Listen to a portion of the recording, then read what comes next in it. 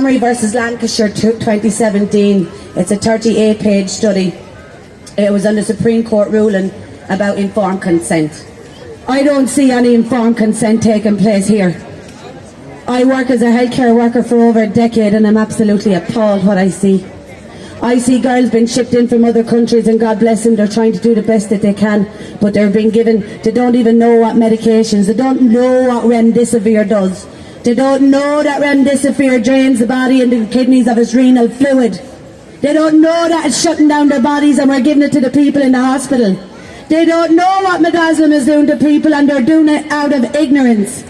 So now, we're going to put this on their heads so ignorance is no more excuse for these people. What we can guarantee with absolute 100% conviction from putting these 4 days, and I tell you, we've had the greatest team that came from everywhere, the Waterford, everywhere. I can't thank you enough for helping us. 72 hours straight with no sleep we went to get these done. This had to be done. And I could not have done that myself. We ask other people for their knowledge, that's how we learn. But we stopped asking questions. We stopped asking people for their advice because somebody told us, oh, they're shills and they're this. Maybe they don't know and we're all trying to learn. And it's like the song, although the truth may vary, the ship will carry our bodies safe to shore. It don't matter how we get there, we're all going to get there anyway. Someone's going to get there quicker than others. So let them paddle the canoe behind us. Let them catch up. This is the only way. If it's paperwork, this is the only paperwork that will ever work. And if that's not the way, then we go to plan B. Yes. But I can tell you this, I can tell you with certainty, after this, if we don't get answers, our actions are justifiable. Yes. And if I have to go in there to pull them out of myself with my own bare hands, I will. Yes.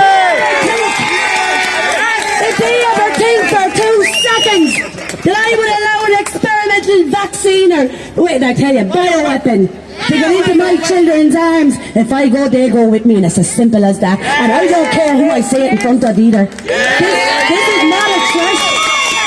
This is not a threat. This is an absolute certainty.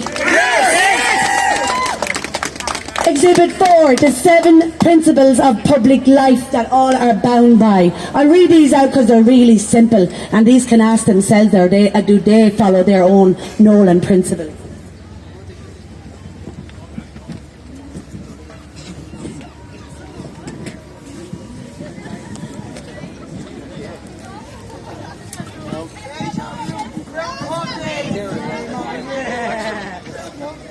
The 7 principles of public life, the Nolan principles.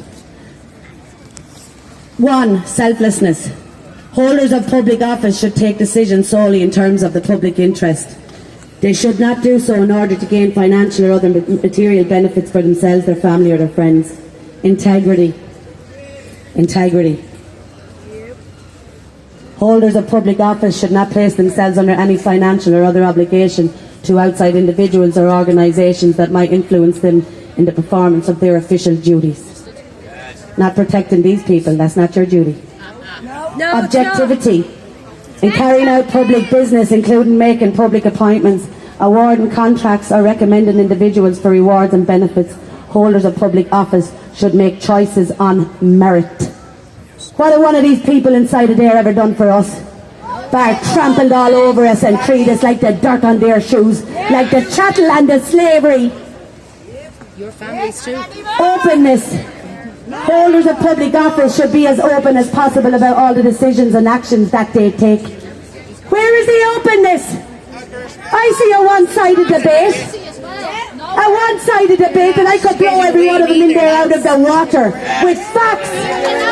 With facts. I had to damage my own daughter by their poison in order to wake myself up. Is that what it's going to take for everyone else? Look at the FIFA players dropping dead. Honesty. Holders of public office have a duty to declare any private interest relating to their public duties and to take steps to resolve any conflicts arising in a way that protects the public interest. Do these declare their private interests on the Cayan Islands? Never. 7. Leadership. Holders of public office promote and support these principles by leadership. Lead by example. Is that example? Your mouth's covered in silence while our blood is spilling all over the ground. Is that leadership? Well, with leaders like you, I'd crawl on me 2 knees. And Exhibit 7. Independent peer review of every vaccine administered in this country to every single one of our children. Not just the COVID one. Every last one of them. Mercury strips the myelin sheet of its nerve fibres. What happens when the nerves are exposed?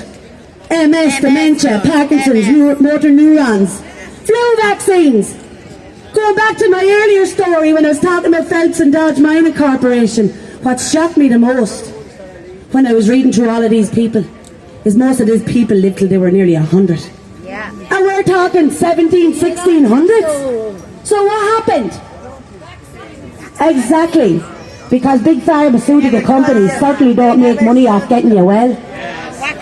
All of this time they've been giving us the cancers. They've been doing it deliberately in everything we eat. I don't care if the whole shops fall down. If you are not out there now getting part of a group and growing and haven't been starting to get outside of this system, well, start doing it now. Because they're poison, they're literal iron in cereals. Literal. We need to stop eating their consumerised foods anyway, so let them have it. Can I ask you? It's all breaking down, but it needs to. It needs to go. All of it. And will you, for God's sake, remove your consent on the electoral register to be ruled by these in there? Absolutely. You don't lose any benefits. You have the right to vote or not. Casting a vote is like casting a stone into the ocean. A little 12-year-old girl did a study in America, 12 years of age, and she was able to link every single president from the very first to now, except for one that had bloodline descendants of every president before him. Now, if voting is working, how come they're all blood related? Nepotism. Sandra. Yes, exactly. Sandra, can I ask you a question?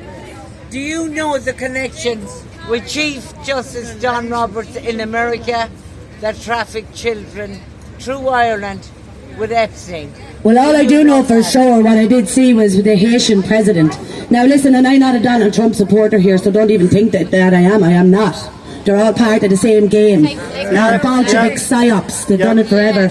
But what I will say to you is when the Haitian president who was assassinated cried out on national television for Donald Trump to do something about Dennis O'Brien here in Ireland, well, we have a big problem then.